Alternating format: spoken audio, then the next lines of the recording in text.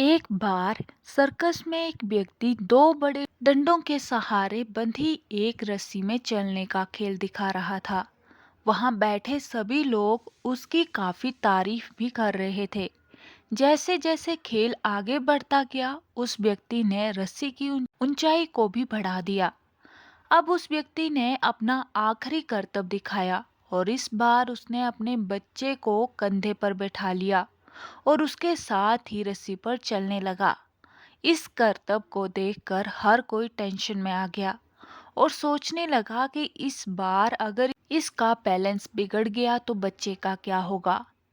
हर कोई बड़ी ही शांति के साथ उसके करतब को देखने लगा।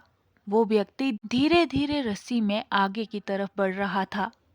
अपने बेटे की जिंदगी को दांव पर लगाकर उस कलाकार ने वो दूरी पूरी कर ली। जैसे ही उसका करतब पूरा हुआ तो सभी लोग उछल पड़े और तालियों की आवाज पूरे सर्कस में गूंजने लगी। लोग उस कलाकार की फोटो खींचने लगे, उसके साथ सेल्फी लेने लगे। हर कोई उसके करतब की बहुत तारीफ करने लगा।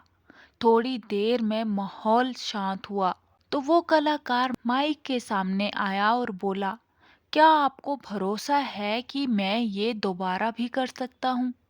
वहां बैठे सभी लोग बहुत जोश के साथ चिल्लाए, हाँ हाँ, तुम ये फिर से कर सकते हो। उसने फिर से पूछा, क्या सच में आपको मुझ पर पूरा भरोसा है? वो लोग फिर से चिल्लाए, हाँ, हमें तुम पर पूरा भरोसा है। हम तो इस बात पर शर्त भी लगा सकते हैं कि तुम ये करतब सफलतापूर्वक फिर से कर लोगे। उस व्यक्ति ने फिर से कहा, पूरा भरोसा है ना? लोग फिर से चिल्लाए, हाँ हाँ, पूरा भरोसा है।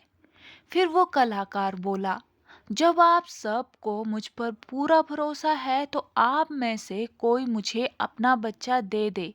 इस बार मैं उसे अपने कंधे पर बैठा कर ये करतब फिर से करके दिखाऊंगा। ये सुनते ही भीड़ शांत हो गई। लोगों में खामोशी फैल गई। किसी को समझ नहीं आया कि अब क्या कहा जाए। लोगों को शांत देख कलाकार ने कहा, क्या हुआ? आप सब डर गए। अभी तो आप लोगों को मुझ पर पूरा भरोसा था कि मैं ये फिर से कर सकता हूँ।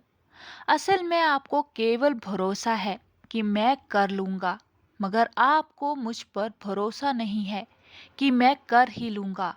ऐसा कहकर वो कलाकार फिर से अपने बच्चे को कंधे पर बैठाकर उस रस्सी पर चलने लगा और एक बार फिर उसने वो करतब करके दिखाया। फिर वो माइक पर आया और बोला, मुझे खुद पर भरोसा है, इसलिए ये करतब मैं अपने बच्चे के साथ कई बार कर सकता हूँ। यही कारण है कि हम लोग जिंदगी में असफल हो जाते हैं, क्योंकि हमें खुद पर भरोसा तो होता है कि हम कर लेंगे, लेकिन हमें खुद पर और इस बात पर पूरा भरोसा नहीं होता कि हम कर ही लेंगे। जब तक हमें खुद पर 100% भरोसा नहीं होगा, तब तक हम किसी भी काम में जल्दी सफल नहीं हो सकते। खुद पर भरोसा करना जरूरी है। जिस इंसान को खुद पर भरोसा नहीं होता, वो बिना कुछ करे ही आधी जंग हार जाता है। इसलिए किसी भी काम को करने से पहले उसकी पूरी जानकारी रखें, उसकी पूरी प्रैक्टिस करें। ऐसा करने से हमारा उस काम के प्रति हमारा भरोसा बढ़ता है। आज के समय में ना शब्द कोई नहीं सुनना चाहता। हर कोई चाहता है कि लोग उन्हें उनके काम के लिए हाँ ही कहें, कि चाहे उनका काम बिगड़े या फिर बने। तो जिंदगी में इनकार का भी अपना एक ही महत्व है। हर काम के लिए हाँ नहीं कहा जा सकता, और हर काम जिसके लिए कोई व्यक्ति हाँ कहे जरूरी नहीं है कि वह सही ही हो।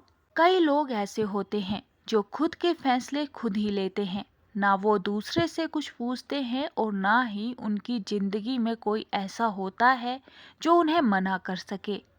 ऐसी स्थिति में ऐसे लोग कई बार ऐसे काम कर जाते हैं जिनसे उनकी जिंदगी में मुसीबतें बढ़ जाती हैं, और फिर वो ये सोचते हैं, काश किसी ने मना किया होता।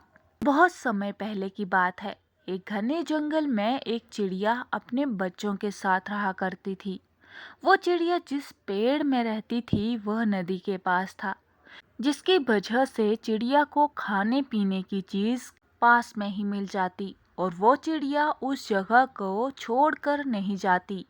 बरसात का समय आने वाला था और जंगल में ये बात फैलने लगी कि इस साल बरसात बहुत होगी और नदी का पानी भी और साल की तुलना में बहुत बढ़ जाएगा। इन बातों से आसपास के सभी पक्षी दूसरी जगह जाकर अपना घोंसला बनाने लग गए। लेकिन वो चिड़िया उस जगह को छोड़कर ज्यादा दूर नहीं जाना चाहती थी।